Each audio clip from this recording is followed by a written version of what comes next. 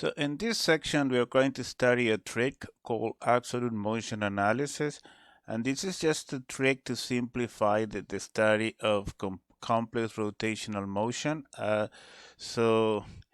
the idea is that if you want to study something like the motion of this uh, big part here, so you can relate that to these links by using trigonometry and other simple equations. So let's look at how that is done.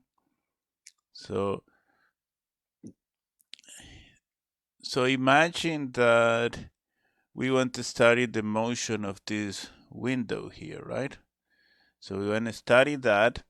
So what we want to do is we want to write the motion of B, this point here, as a function of theta, and theta is going to be related to this and these distances. So basically we want to write an equation where the position of B is related to that angle. In general, that's all it takes for this type of motion. So and that's all there is. So it's just basically a trick where you use trigonometry to relate the position of one point to the angle. So the best way to understand how this works is to look at an example here. So we want to look at the rotation here, right, as a function of the linear motion here. So how do we do that? So we have link AB, right, and it is rotating around this point here, around this axis there. And so at the instant when theta is equal to 60 degrees, theta is this angle here.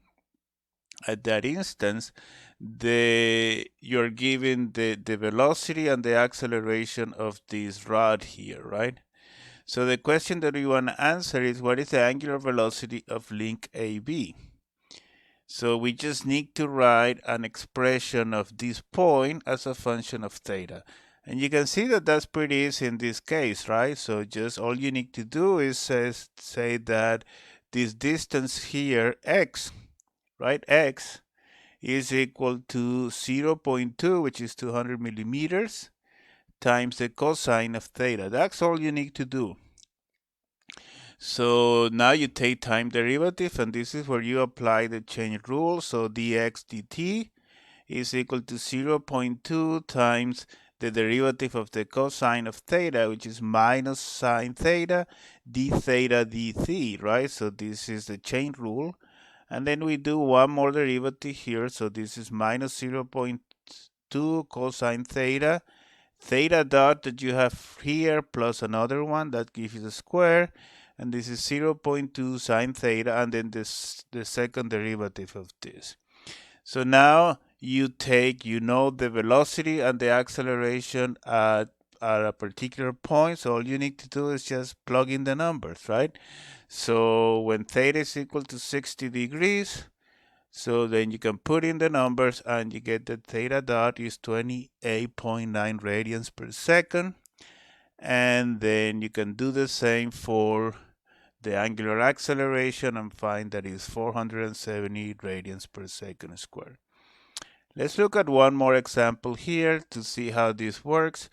So this big disk is rotating about this point here, right? So the whole thing is rotating, right? It's like doing this type of motion there. And this is kind of a device that tracks the motion of this disk, right? So the circular cam rotates about a fixed point O, and then you're given the angular velocity omega. And then you want to find the velocity v that this needs to have, so this point is always touching there, or the little disk is always touching. So that's what we need to do. So we just need to write an equation. So we take this distance x here, and we want to relate this distance x to the angle theta. How do we do that? Well, we just use trigonometry, right? So we want to relate this distance x to this angle. So we look at this triangle here. This is r, right? So this distance here is t. So this is x. So this is r plus little r. So you get using the equation, so the laws of cosines. So you get that r plus little r squared. So this is d sine of theta, right? This distance here, and that gives you x. So that's all. That's all you need, and then you can now take derivatives, right? So this is probably the part that where you have to do a little bit of algebra. So you take dx dt, so it's minus d sine theta, then here is chain rule, and then you have to take the derivative of this whole thing, and that is this very long derivative, and you may want to practice getting that derivative. And so, and then, so there are a few parts here. So then you can keep doing this, and then you finally find your velocity. Your velocity is this this equation here, and then you can solve the problem after that. So that's all there is for absolute motion. It's a very simple equation. It's a very simple trick that you need to do. And so that's all for this section, which is 16.4.